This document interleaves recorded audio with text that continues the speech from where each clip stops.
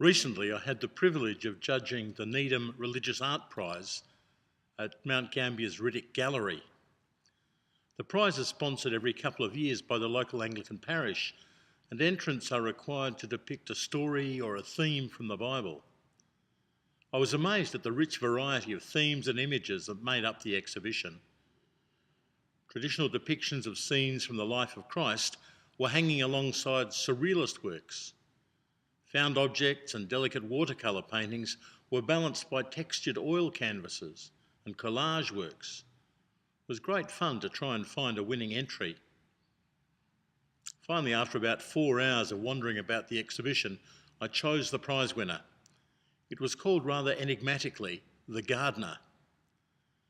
On an old MDF tabletop, the artist had depicted a broad shaft of penetrating light, emanating from a small, dark, human-shaped mark on the table. Along the shaft of light were flowers. At first they were tiny, delicate blooms, but as the shaft of light got wider, the flowers grew too. Finally, near the bottom of the shaft of light, a huge pink lillium was opening up to the light. And then at the very end of the shaft of light, at its widest point, stood a woman, past her prime, peering into the brightness and shielding her eyes from the light with her upturned hand. It was, of course, an imagined depiction of the encounter between Mary Magdalene and Jesus in the garden on the morning of the resurrection. Mary, totally engrossed in her grief, is unable to see clearly that the person in the morning light is the one she is looking for.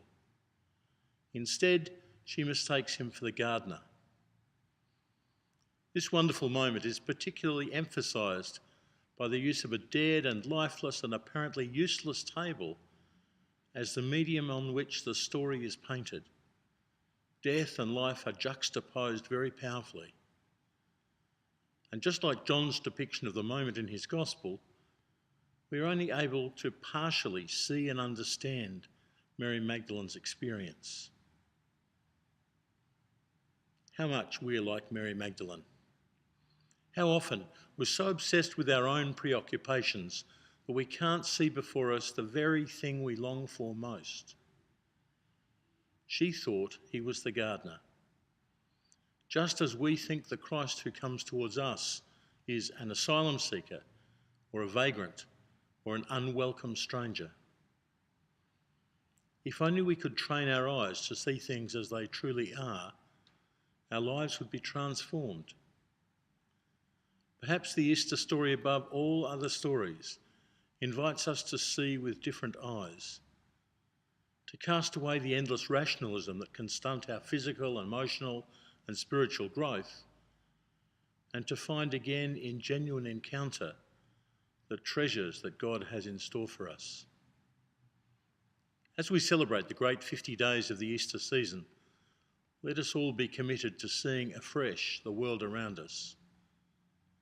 And as we see more clearly, may we have the grace to hear the Lord speak our name and call each of us to a deeper and fuller encounter with his life in the life of the world. With all the wishes for this happy Easter.